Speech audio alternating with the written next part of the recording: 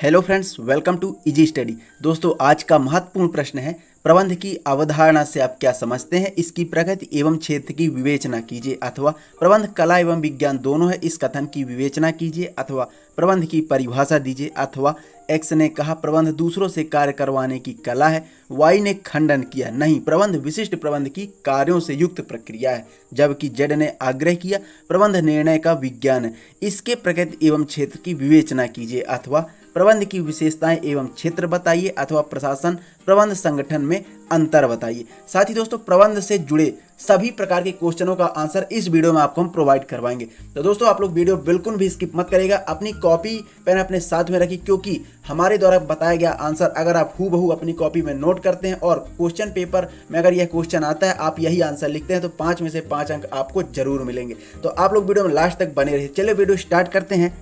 तो दोस्तों, आपको हम बता दें सबसे पहले, ये आपकी स्क्रीन पर आ चुके हैं क्वेश्चन। ये सभी क्वेश्चन के आंसर हम इस वीडियो पे डिस्कस करेंगे। तो आपको पहले ही हम बता चुके हैं कौन कौन से क्वेश्चन हैं, आप ये देख सकते हैं, एक बार इनको आप नोट भी कर सकते हैं। ठीक, प्रबंध कार्य करने की कला है, इस कथन की विवेचना कीजिए। अथवा प्रबंध की अवधारणा से आप क्या समझते हैं, इसकी प्रकृति एवं क्षेत्र की विवेचना कीजिए। इसी प्रकार आपके सभी क्वेश्चन यहाँ पे दिए हुए हैं। तो आइए अब सीधे आंसर अपन देखते हैं। प्रबंध की परिभाषा देखते हैं और विशेषताएं देखते हैं। तो उत्तर आपका शुरू होता है यहाँ से कि आधुनिक व्यावसायिक युग में प्रबंध शब्द अधिक व्यापक होता जा रहा है तथा इसका सीधा संबंध एक देश के आर्थिक तथा व्यावसायिक विकास से जुड़ा हुआ है। चूंकि बिना प्रबंध के किसी भी प्रकार की व्यावसायिक क्रियाएं व्यवस्थित तरीके से संपन्न नहीं की जा सकती, अतः जहां भी सामूहिक रूप से कुछ व्यक्ति कार्य करते हैं वहां प्रबंध की आवश्यकता होती है। आइए अब इसकी कुछ परिभाषाएं और विस्तार में अर्थ देखते हैं। तो सामान्य अर्थ में प्रबंध से आशय एक ऐसी प्रक्रिया से है जिसके द्वारा उपक्रम में लगे व्यक्तियों से मितव्ययीपूर्ण ढंग से कार्य कराया जाता है। दूसरे शब्दों में, प्रबंध के अंतर्गत अन्य व्यक्तियों से इस प्रकार कार्य लिया जाता है कि ताकि उपलब्ध साधनों का अधिकतम एवं मितव्ययी उपयोग हो सके, प्रबंध एवं उत्पादकता में वृद्धि की जा सके एवं उपक्रम के समान उद्देश्यों को प्राप्त किया जा सके। कुछ परिभाषाएं यहाँ पर हैं, देख लेते हैं। तो कुछ प्रमुख विद्वानों ने प्रबंध की निम्नलिखित प्रमुख परिभाषाएं की हैं। तो किम्बाल एवं किम्बाल के अनुसार, ये बहुत ज़्यादा फेमस आपकी परिभाषा है कि विस्तृत रूप से प्रबंध उस कला को कहते हैं जिसके द्वारा किसी उद्योग में मनुष्यों और माल को नियंत्रित करने के लिए जो आर्थिक सिद्धांत लागू होता है उन्हें प्रयोग में लाया जाता है। कुंटज एवं ओडोनेल के शब्दों में, औपचारिक रूप से समूहों में संगठित मनुष्यों से काम कराने की कला को ही प्रबंध कहा जाता है। यह एक ऐसा वातावरण तैयार करने की कला है जिसके अंतर्गत मनुष्य व्यक्तिगत रूप से ही कार्य का निष्पादन कर सके और सामूहिक रूप से लक्ष्यों की उपलब्धि में सहयोग दे सके। यह एक ऐसी कला है जो कार्य निष्पादन में आने वाली कठिनाइयों को दूर करती है और लक्ष्य प्राप्ति हेतु कार्य क्षमता को अधिकतम करती है।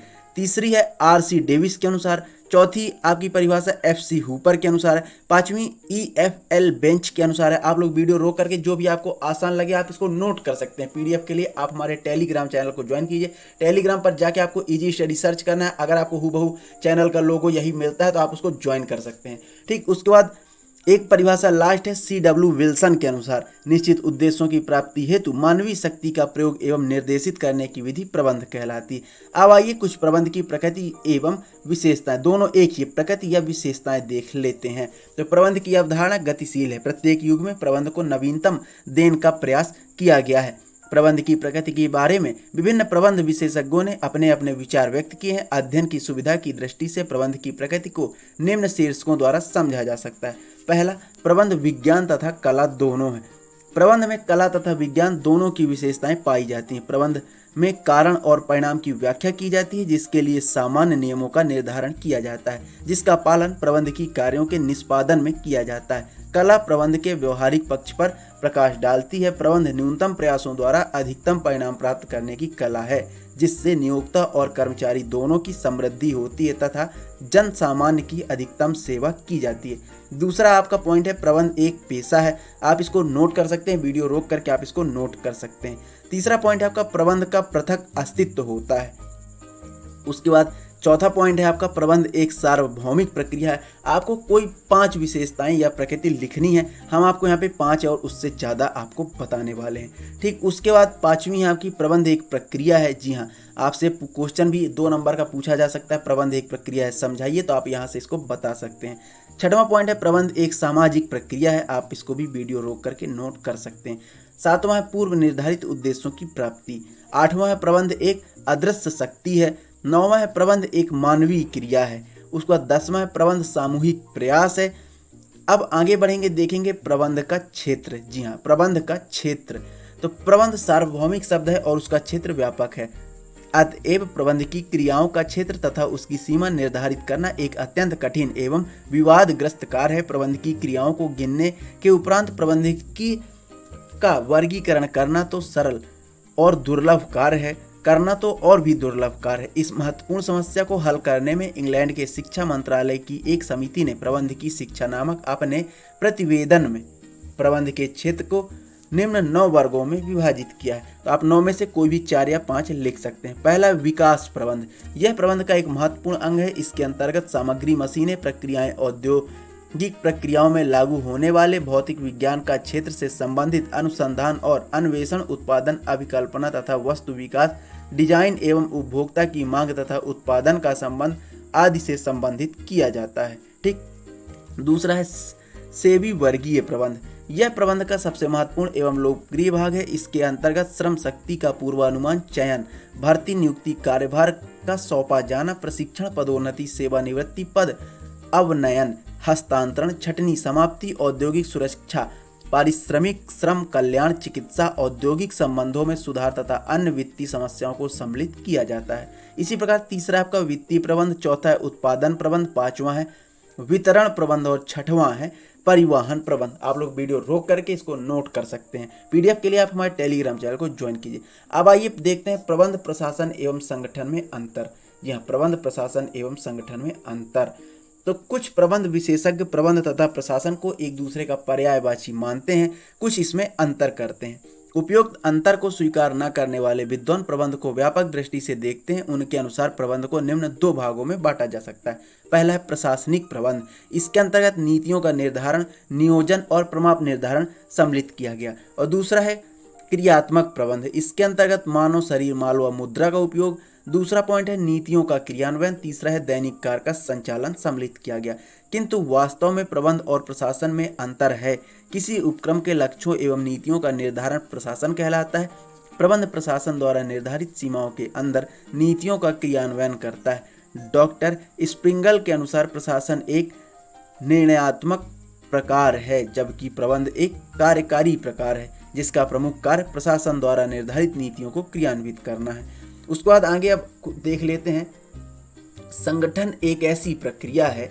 संगठन एक ऐसी प्रक्रिया है जिसमें कार्यों का विभाजन किया जाता है। प्रत्येक व्यक्ति को उसकी योग्यता के अनुसार कार्य सौंपा जाता है तथा उसके अधिकार एवं दायित्व तय किए जाते हैं। विभिन्न व्यक्तियों और विभागों के बीच इस प्रकार आपसी संबंध निर्धारित किए जाते हैं ताकि निर्धारित लक्ष्य सफलतापूर्वक प्राप्त किए जा सकें। इस प्रकार संगठन एक ऐसा ढांचा है जिसका उपयोग प्रबंधक प्रशासन द्वारा निर्धारित लक्ष्यों को पूरा करने के लिए करता है। अब देखते हैं प्रबंध, प्रशासन और संगठन में अंतर। तो सबसे पहले आपको 4 कॉलम बनाना है, जैसा कि आपके सामने स्क्रीन पर दिया हुआ है। पहला अंतर का आधार, दूसरा प्रशासन, तीसरा प्रबंध और चौथा संगठन। तीनों एक दूसरे से मिलते जुलते हैं, बस आपको अंतर का आधार याद रखना है, उसके बाद आपको अंतर अपने आप ही आ जाएगा। तो पहला है कार्य। तो प्रशासन के अंतर्गत प्रशासन एक निर्धारात्मक कार्य है। क्या है? प्रशासन एक निर्धारात्मक कार्य है। प्रबंध एक कार्यकारी कार्य है और संगठन का आधार निर्माण करना है। दूसरा पॉइंट है आपका प्रकृति। तो प्रशासन संस्था का मस्तिष्क है, प्रबंध संस्था का दिल है और संगठन संस्था का शरीर है। तीसरा पॉइंट है प्रभाव।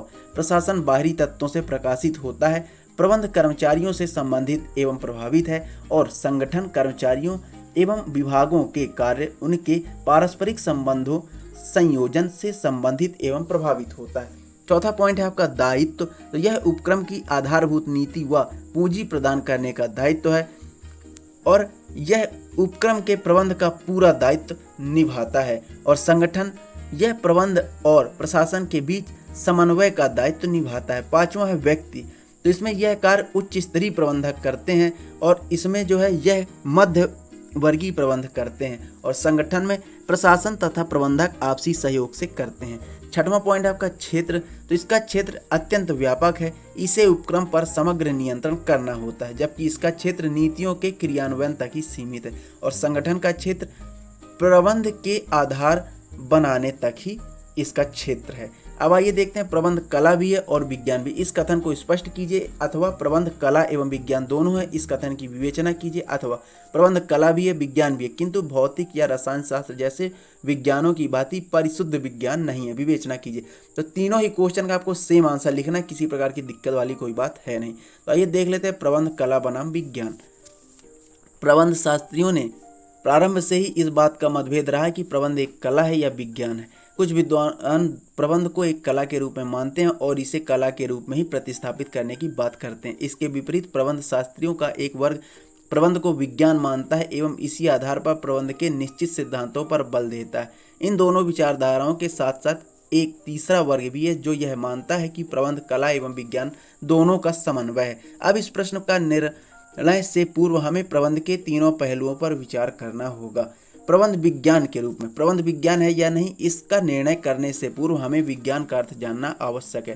केन्स के अनुसार विज्ञान ज्ञान की वह शाखा है जो प्रस्तुत स्थिति का अध्ययन करके कार्य और कारण से संबंध स्थापित करती है तथा निष्कर्ष उपस्थित करती है। विज्ञान में किसी निर्धारित उद्देश्य की प्राप्ति के लक्ष्य को ध्यान में रखकर परिस्थितियों की व्याख्या की जाती है तथा भविष्यवाणी की जाती है, जिसके आधार पर भविष्य में कार्य के क्रियान्वयन की योजना बनाई जाती है। जॉर्ज आर टेरी की मान्यता है कि विज्ञान को किसी भी विषय, उद्देश्य अथवा अध्ययन के सामान्य मूल्यों के संदर्भ में संग्रहित व्यवस्थित ज्ञान के कलेवर के रूप में परिभाषित किया जा सकता है। विज्ञान की दो प्रमुख शाखाएं होती हैं, पहली है वास्तविक विज्ञान तथा दूसरी है आदर्श विज्ञान। वास्तविक विज्ञान का उद्देश्य वस्तु स्थिति का वास्तविक विज्ञान कराना है, यह इस बात का ज्ञान कराता है कि वास्तविक स्थिति क्या है। आदर्श विज्ञान का उद्देश्य आदर्शों की वस्तु स्थिति का वास्तविक ज्ञान कराता है, यह इस बात का ज्ञान कराता है कि वास्तविक स्थिति क्या है। आदर्श विज्ञान का उद्देश्य आदर्शों का निर्धारण करना होता है, यह इस बात पर प्रकाश डालता है कि वास्तव में क्या होना चाहिए, क्या उचित है, क्या अनुचित है। प्रबंध में विज्ञान की सभी विशेषताएं पाई जाती हैं। एक प्रबंधक भी अपने उपक्रम में उद्देश्यों की प्राप्ति के लिए उचित निर्णय लेता है तथा प्रबंधकों द्वारा जो भी निर्णय लिए जाते हैं वे वास्तविकता पर निर्भर होते हैं, मात्र अनुमान ही नहीं होते।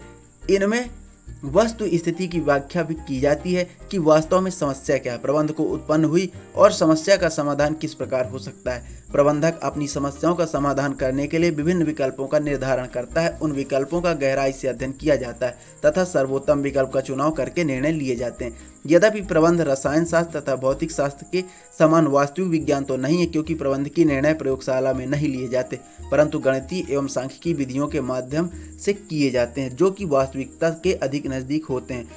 प्रबंध को वास्तविक विज्ञान इसलिए भी माना जाता है कि प्रबंध की निर्णय मानवीय व्यवहार तथा भावनाओं से अधिक मात्रा में प्रभावित होते हैं, परंतु फिर भी प्रबंध के विज्ञान के गुण पाए जाते हैं। प्रबंध के बहुत से सिद्धांत सभी परिस्थितियों तथा सभी प्रकार के संगठनों में समान रूप से लागू होते हैं तथा कारण एवं परिणाम पर आधारित होते हैं, अतः प्रबंध को एक व्यवहारिक विज्ञान कहा जाता है। अब आइए देख लेते हैं प्रबंध कला के रूप में। आपके सामने है प्रबंध कला के रूप में भी पूरा विस्तार से आंसर आपके स्क्रीन पर आ चुका है। आप वीडियो रोक करके इसको अच्छी तरह से नोट कर लीजिए, ठीक।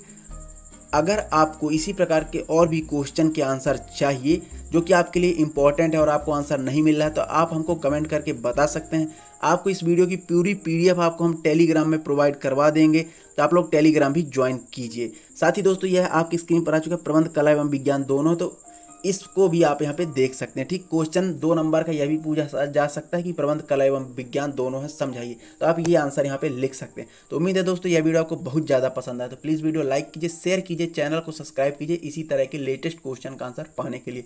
मिलते हैं नेक्स्ट वीडियो में, तब तक के लिए बहुत बहुत धन्यवाद।